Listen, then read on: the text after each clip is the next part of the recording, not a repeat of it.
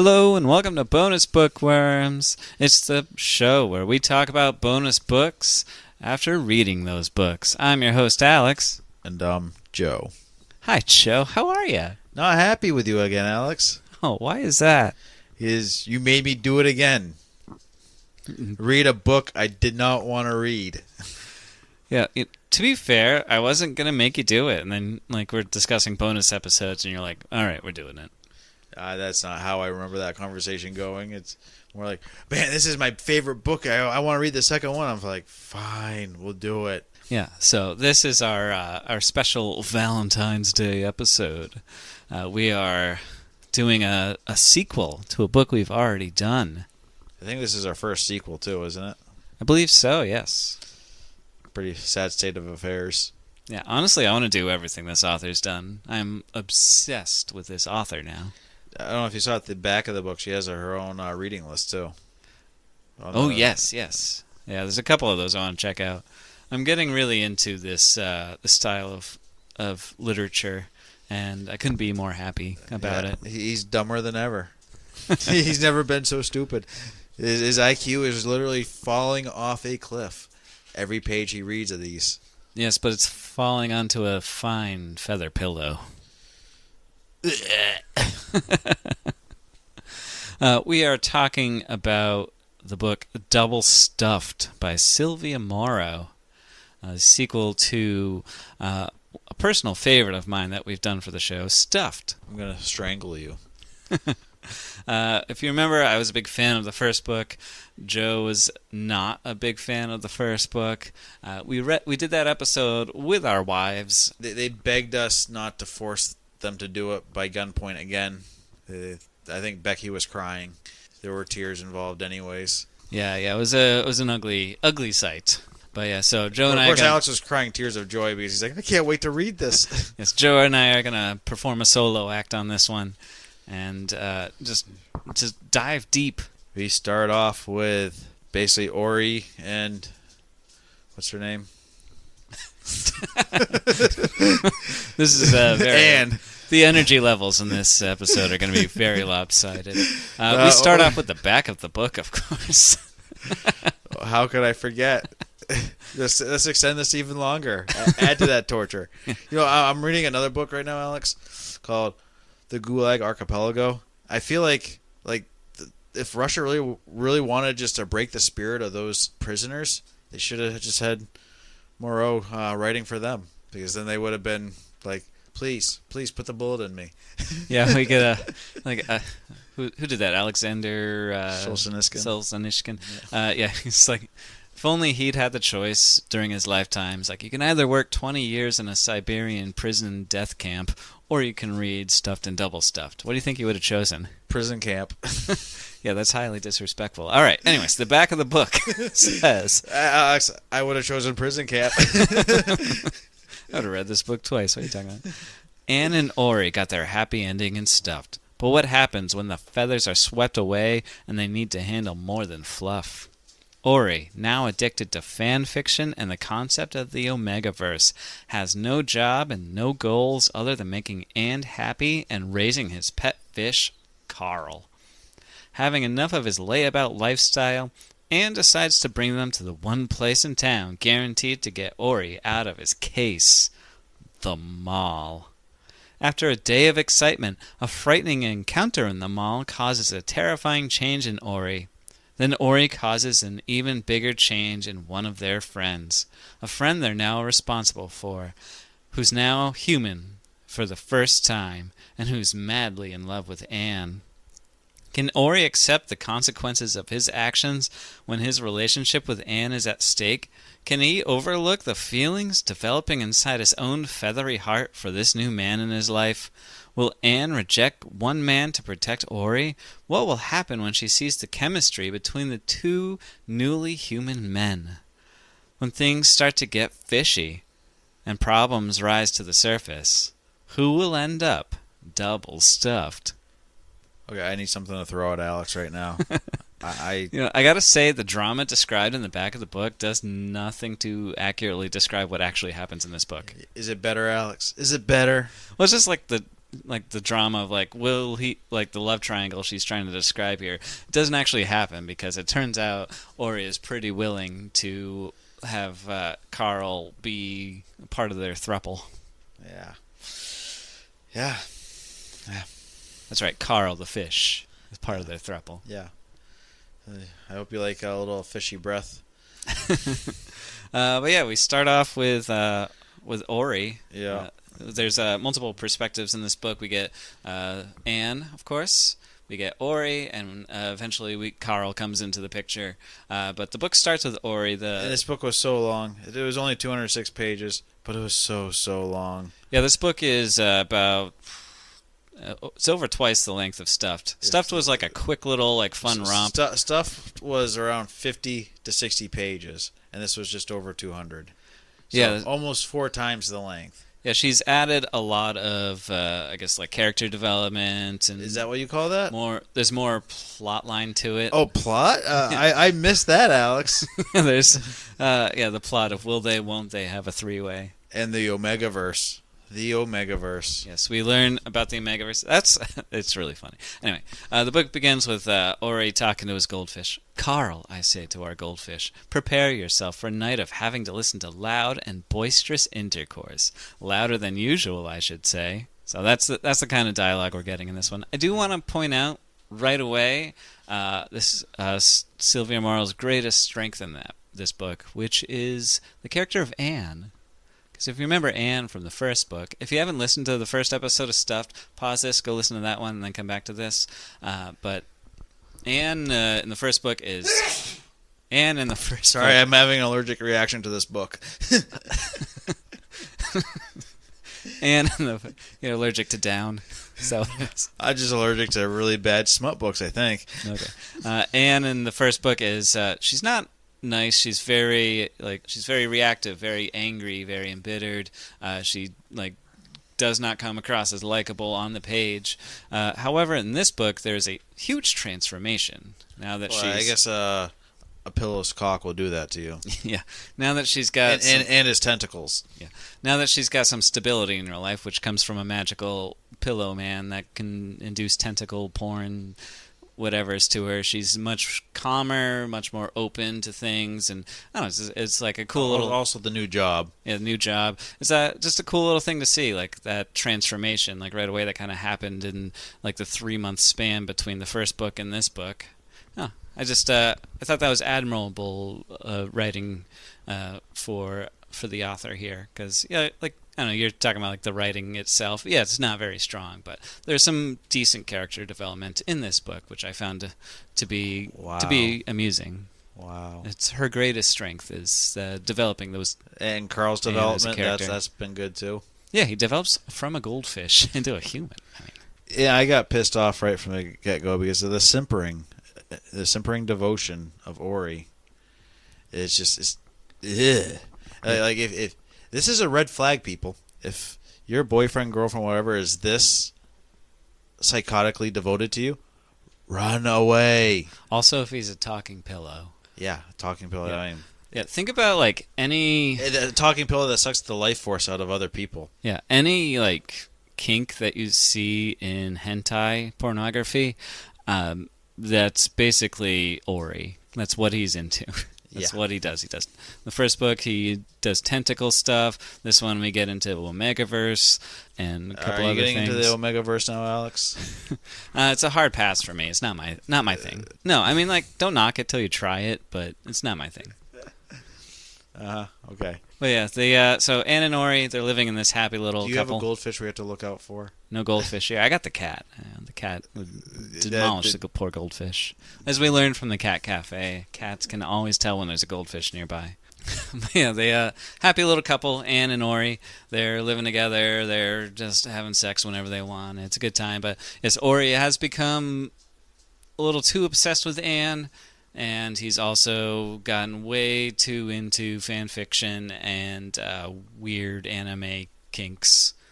I shouldn't say weird, that's kink shaming, but he got into anime kinks, and he's become recently obsessed with the Omegaverse. He's kind of like this humorous thing where he's like trying to introduce it to Anne, the whole concept of the thing, even though she watches hentai all the time and reads a lot of fan fiction herself and is wildly familiar with what the Omegaverse is already. I had to say, the whole Omegaverse thing, I was expecting more.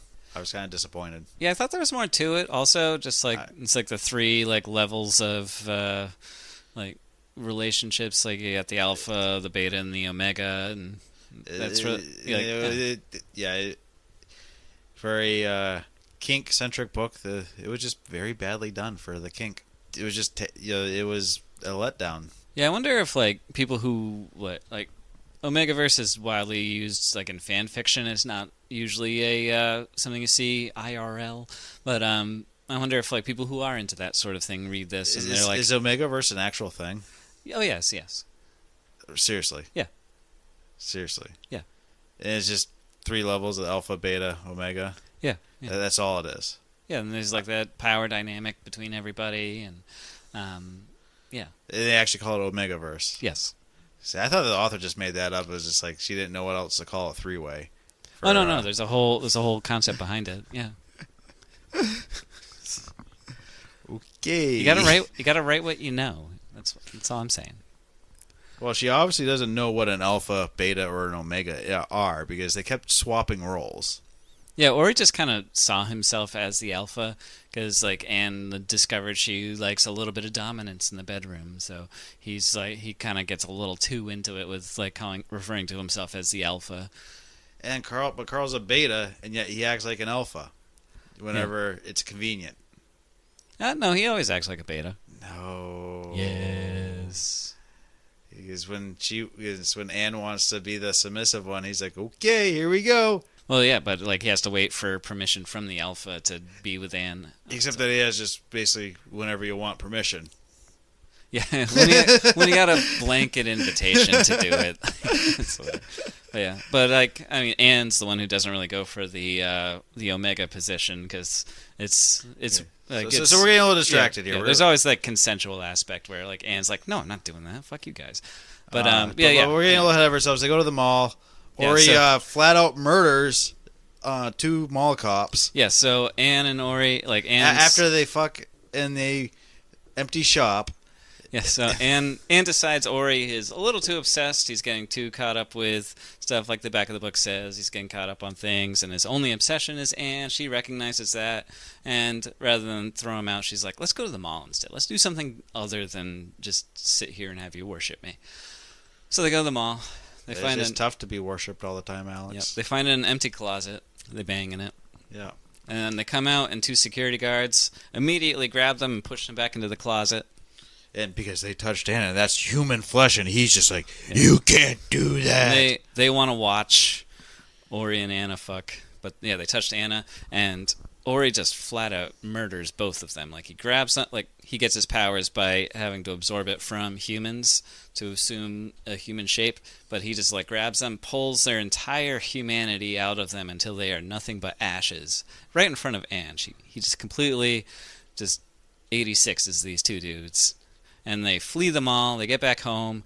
They're really shaken up about it for about half a page, and then I think Ori cracks a joke about it. And they realize, though, Ori is full human now. He's absorbed too much, and he's lost all of his pillow. And it's such a weird, like, this happens so fast. Like, he's like, you wonder, like, oh boy, there's going to be some drama now that he's human. But no, that lasts for another 2 pages, because not even. Anne accidentally falls over, bumps the fish tank, breaks it open, Carl's flopping on the ground, and Carl dies. Yeah. Ori grabs Carl and instead of absorbing his power, gives him his power and turns him into a human with scales, golden scales. Yeah, he's got a kind of almost like a shimmer in the light. So yeah, Carl sparkles. So Carl becomes human. Ori loses some of his humanity, so he becomes Pillow again. But because he got so much power, he never has to absorb anybody again. Yeah, I love that. I love this fantasy. It's so great. So stupid. So stupid. Yeah, so they... and they start Carl off as a real bitch of a human being. Where he's like a man-child that's obsessed with Anne. Because Yes. Anne really needs two obsessed men following him around like lapdogs. So Carl, he's very confused because he's been a fish all his life. Well, now he's all of a sudden a human. So he's a quick learner. He picks up on a lot of stuff. He's insanely good looking also. Like, Anne keeps checking him out and feeling bad about it because Ori's supposed to be the only person. But then Ori does this weird thing where he, like, quasi-assaults Carl in the woods. Yeah, basically he sexually assaults Carl, and Carl comes from it. And Ori's like, that's exactly what I wanted. Which is just weird.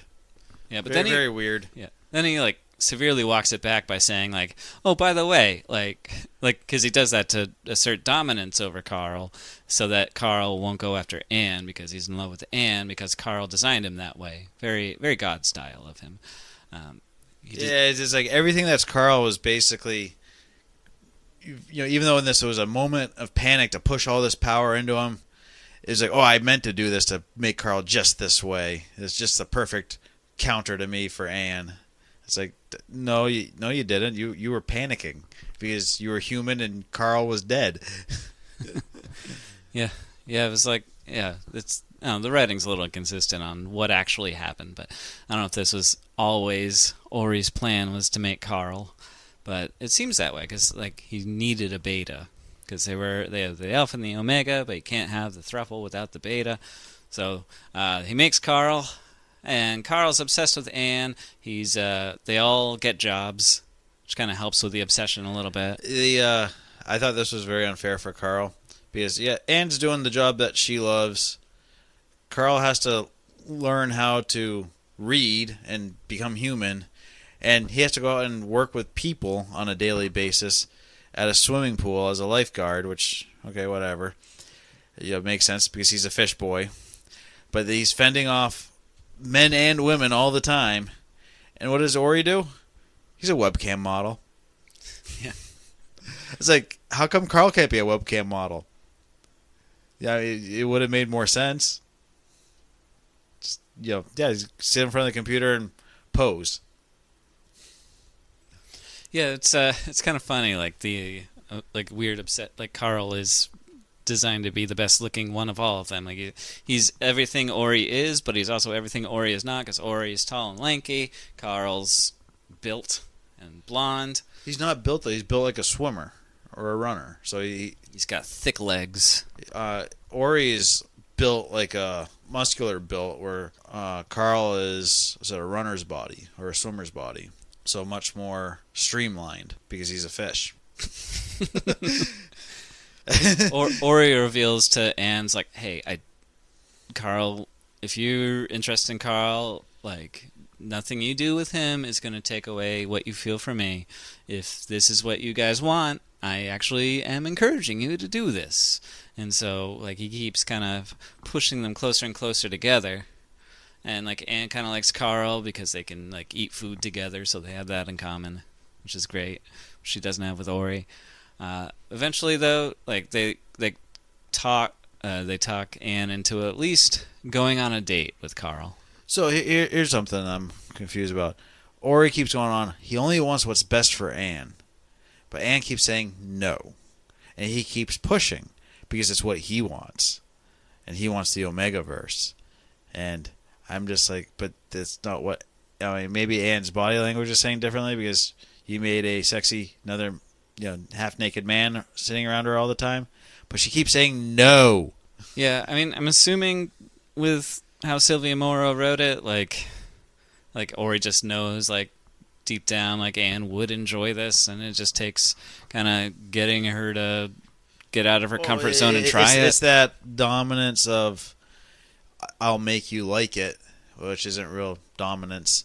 It's just icky dominance that people seem to like to read about that. Yeah, even after, like, the big, like, final scene, like, Anne's immediately like, hey, can we just go back to having normal sex? I don't know. It's like, I don't know. It's definitely, Ori can be a little more complex than just worshipping Anne. He definitely has his own ulterior motives that he hides from people.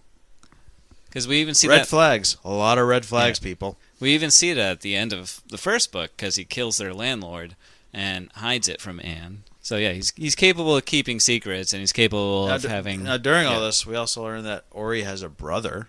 Yeah, yeah. This is probably the worst part of the book for me was the finding out he had a brother, because it just comes out of nowhere and then it's immediately gone again. But it comes back in the end, Alex. It finally comes back in the end. There's a payoff. Yeah. The 372 pages, guys, would have been happy for that payoff. Yeah, this is it's Chekhov's sex pillow. Ori goes to it's a furniture store, right? Or it's like a Walmart. Walmart, Bed Bath & Beyond, that kind of just they sell a bunch of shit. It's a Walmart, maybe a Target. And his brother's working there. He's this goofy redheaded guy who's made out of a comforter. But he had another phoenix feather stuffed in him, so yeah, another phoenix feather, and he buys a mystery item from his brother. And that's all we got. Meanwhile, Carl and Anne are at a cat cafe, and hilarity ensues. Because who would have not thought about, hey, let's go to a cat cafe where we pet cats with a guy that's literally a fish. Yeah, the cats tell right away that he's a fish, and they all just flock to him. They know that Ori can't go because he's a pillow, and cats like to claw pillows. But hey, the fish man, he'll be fine. Oh, we forgot to mention the reason they go on a date is because Ori convinces Carl to go take a shower with Anne, and he ends up going down on her in the shower. Yeah. Oh yeah, I wanted to comment. So he keeps going on and on about how Carl has never seen a naked woman before, and apparently he gets very weird around women or any sort of sexual stuff. But he's a fucking master with the tongue, and is able to do quite knowledgeable things just out of the blue with zero practice. It's not like Ori, who's as a pillow literally spending months watching Anne masturbate on him. Yeah, and also he obsessively watches videos on how to please her. Yeah, and so Carl's just a naturally gifted fornicator. Some people got it, man. I don't know. But yeah, they go back home, and just the connection they can't resist anymore. They start undressing each other. And they have the perfect sex. Yeah, they do. It begins with Anne saying, "Mate with me, little fish. I need you inside me." I can't even. This is literature for Alex now. Yeah, there's more. You have the Russian novelists, like we were talking about Solzhenitsyn, some of the greatest authors that ever lived, and then we have this, and this is what Alex has gone to. He shows a little bit of hesitance. He's like, "You'll take my seed then, Anne? You really want me? You're sure? I promise I'll be careful. I'll..." And then she interrupts him. "Carl," I stop him before he can get into a panic. "Just fuck me." "Oh, sure." Even the cat's walking away now. Yeah, so they do it, and it's perfect until Ori comes home. And Ori can tell right away. Well, he catches them in bed. And Joe just got attacked by my cat. That was great. Carl sees him, and his first reaction is to say this. "Oh, hello there. And what have you two been up to? Here I thought you were out visiting a pussy cafe. Didn't know you decided for homebrewed instead." I think I had to put the book down at that point and just say, why? Why am I putting myself through this? Funny. I should have just pretended to read this and just have Alex talk. Because he could have filled this whole hour. Yeah, that would have been great. So, I read House of Leaves and then tried to explain the plot to you. I should have done that with this book. Maybe when the third one comes out. There's definitely we're not doing the third one, Alex. Oh, that's what you think. Then we'll be starving for content, and then you'll be like, "All right, fine." I think there's a lot of books out there that we can pick over these books. I don't know. This, I'm gonna kind of shoot my shot here and say this is probably the best weird romance book series I have read. How many have you read? Not many, but it's better than the rest. How many have you read? 3 or 4. Series or standalone books? Standalone books. So this is the best series you've read out of all those standalone books. Yes. But yeah, anyway. So as I said, Alex's IQ dropping off a cliff, plummeting like a brick, about to smash into a concrete surface Yeah, pretty much. of 0. He's down to his last 2 brain cells right now. Yeah. But Carl finally convinces, or not Carl, Ori finally convinces Anne to commit to the Omegaverse because he does some gay shit with Carl, and Anne watches and gets all horned up and starts begging for it. Because that makes sense, right? Because he's doing all of her favorite hentai stuff. And she just gets super into it. She agrees to it. The reason they needed Carl is because when Ori finishes, he ejaculates feathers, and so he can never finish inside of Anne, so he needs someone who can finish inside of Anne to finish up this fantasy, which involves something called knotting. It's what dogs do. Yeah, that's more involved in like bestiality, which is kind of weird. But anyway. Yeah, it's a dog thing. At least he didn't want to do what the cats do. With the barbed dicks. Yes, yeah. So at least we had that be thanking our lucky stars. Yeah. So they. No, it'd be really nice if he had more of a duck dick, because those rot off. Oh yeah, and it's corkscrew shaped too. Yeah. Yeah. But yeah. So yeah, they practice. They do a little bit of double penetration. That Ori knots up his pillow dick and gets Carl stuck in there and gets him to. This is kind of disappointing. He only just has him finish twice, and then that's it. And then he finishes, and then he finishes in the pile of Carl's finish. Yeah, that's drooling down her leg. So then he takes Carl with some tentacles. Yeah, it's the equivalent of tarring and feathering, but sexual. Yeah, Carl takes some tentacles up the bum, and he enjoys it. Yeah, says it's all just like a big old bisexual gangbang, and it's a good time. Yeah, again, I was expecting more stuff from this Omegaverse. It was just like, they're not really. I said, they weren't really fulfilling their roles consistently, and then all it ends up being is just a 3-way with tentacles. Yeah, I was hoping for more, honestly, but I don't know if I was hoping for more. I was expecting more, but I was expecting something that was actually like a little bit more complex in the scene. Yeah, you kind of expect it. Like you knew there was going to be a 3-way at the end of it. Yeah, like it's just. I mean, it's in the title of the book. Yeah, exactly. So, but it was literally just a double penetration, two cocks, one hole. Yeah, and just the fact that he can swell up his penis to lock the other in there. Yeah, he can make himself whatever size he wants. Yeah, like that part was like an interesting part, but yeah, it's kind of weird. We're just saying like, all it was a 3-way. I'm so disappointed. But again, he can literally create tentacles and have a double penetration that way, and has done that before too. So it's like, okay, so basically you just, it's not even the double penetration. It's just 2 dudes, 1 girl. That's literally what this Omegaverse was just, okay, that's just a 3-way. Yeah, a male, female.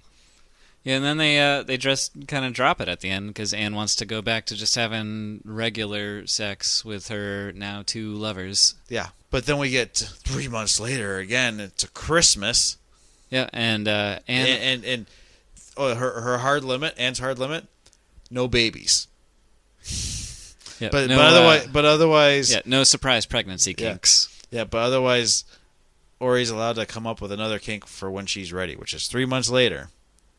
And he has a big surprise. Yeah, and they give Carl, like, to introduce him into more of this kind of weird romance. They give him a stack of books to read. Romance books, because he doesn't like the fanfic. Yeah, so it's like, I fell in love with the Swamp Thing, and there's like something about doors. I don't know. Yeah, and we get the full book list of recommended readings from Morrow. I don't think they're all her books even. No. They're like her inspirations for her writing. So she needed inspiration to come up with this drivel? Yes. Where do you get your ideas? Not drivel. Yeah, so the big cliffhanger ending, though, is Anne opens up a box that has a flame in it. And it's like a phoenix fire. And Ori reveals... And a map. Yeah, Ori reveals everything, and it's gonna wind up like a Paddington into Peru situation where they have to go on an adventure.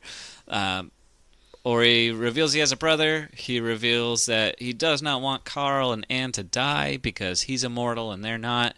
So he wants to lead them to a place where they can find eternal life. So here's a question. So he keeps sucking life out of other people to become immortal. He can then push that life into Carl to bring him back to life from the dead. So it's literally, she's literally fucking a zombie fish, if we want to get real technical here. Yet he can't suck the power out of, and obviously no one cares that he's killing people because they kind of laugh about it afterwards every time. He could literally just suck power out of some dirtbag and keep the other, push it into Anne or Carl and keep them alive. Yeah, absolutely nobody cares. Like, there's no follow-up whatsoever. It's no consequences at all for killing two people. Two security guards just disappear. Everyone at the mall is like, they were a couple of losers anyways.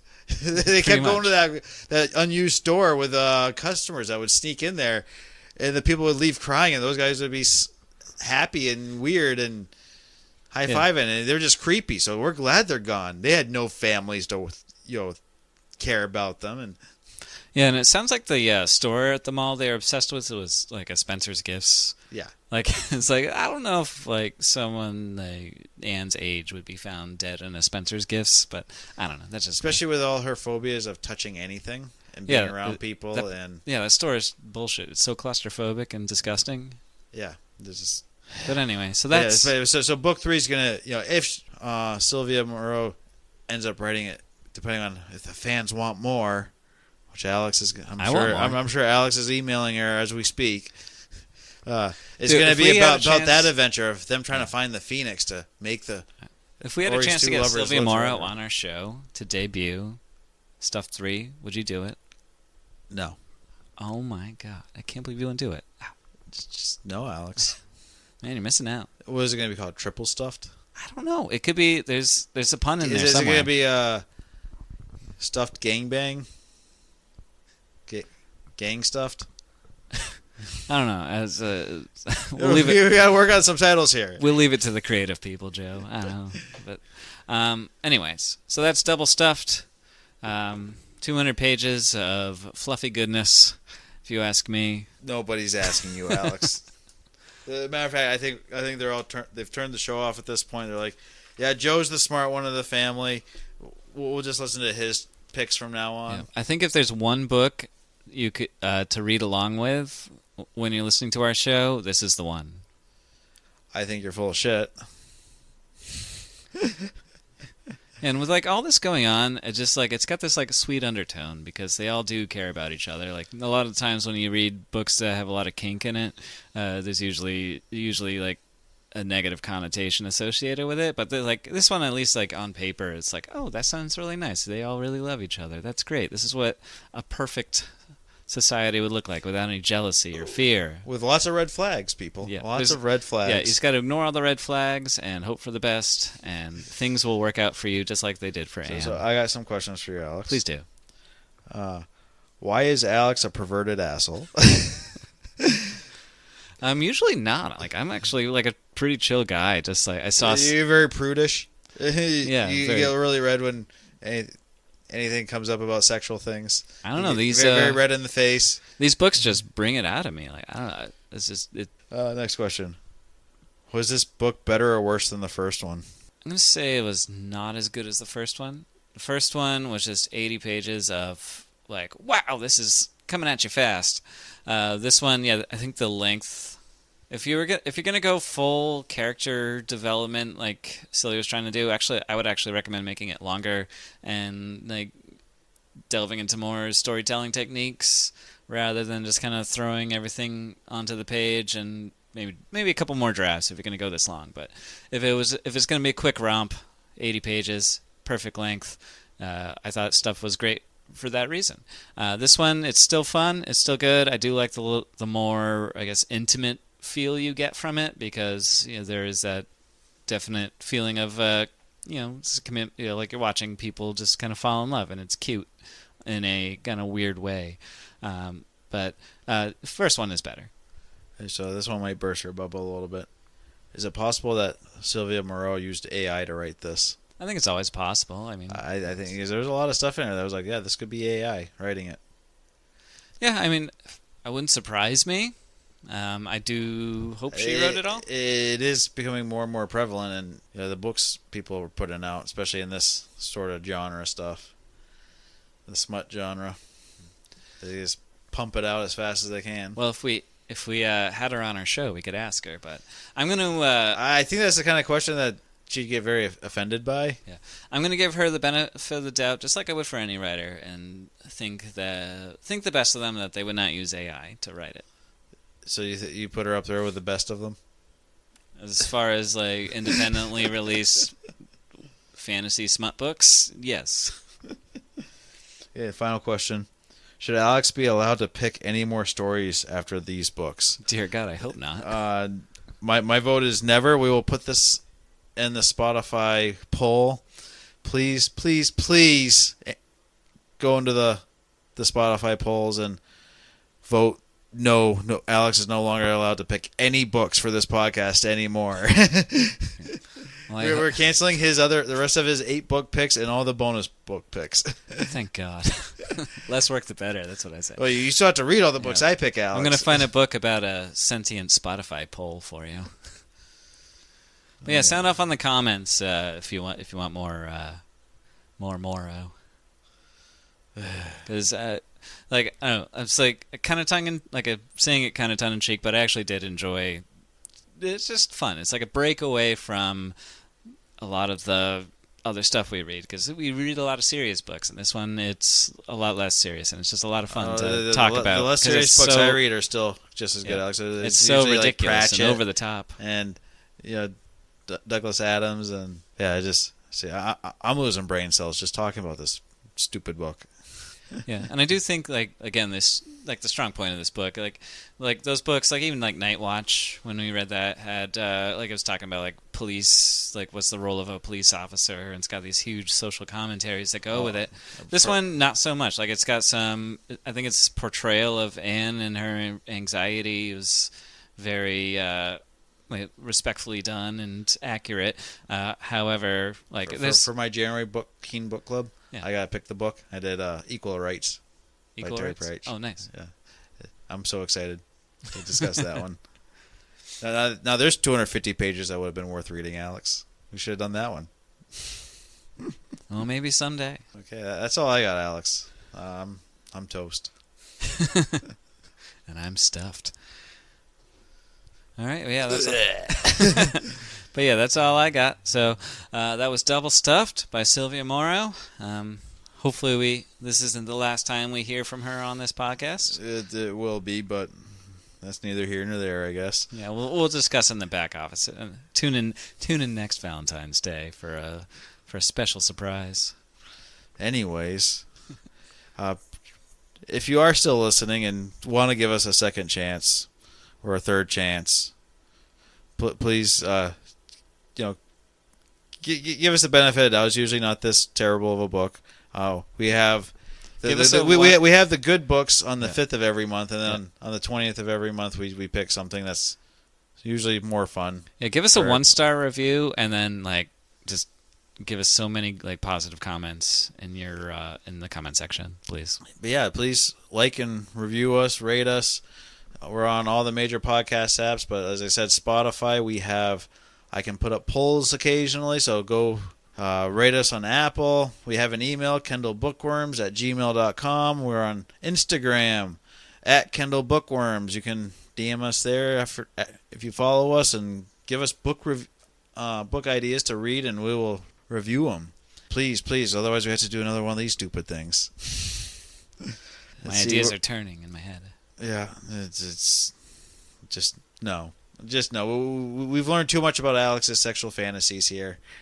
It's not my fantasies. I just like reading about other people's fantasies. We have a Facebook. We're on YouTube. I understand that we're putting out double episodes. I don't know why it's doing it. One will post immediately. The other one takes anywhere between 2 hours and 2 weeks to go up. Nice. Listen to us twice. So yeah, just keep listening. But we'll figure that out someday. Alex has some books for sale. Yep. Paul Plimpton vs. Ragnarok and The Destroyer. Buy Stuffed instead, though. Please don't. Just buy Alex's books. And my books. You can enjoy both. Give Alex enough money, he can start writing his own smut books. I can finally stop writing these kids' books and write smut books instead. We're hosted by Podbeam, and I believe that's all I got. I'm done. I'm done. Joe had a long day. He didn't want to have to come do this, but I've been dreading this all day long. Like, shit, we're doing this book today. God damn it. and I made him drive over to me. Yeah, Alex didn't even have the good decency to come to me for this one. Just bad day. Just a bad day. It gets worse and worse. All right, but yeah, thank you all for listening. That was Double Stuffed. I'm Alex. And I'm Joe. And this has been Bookworms. Out.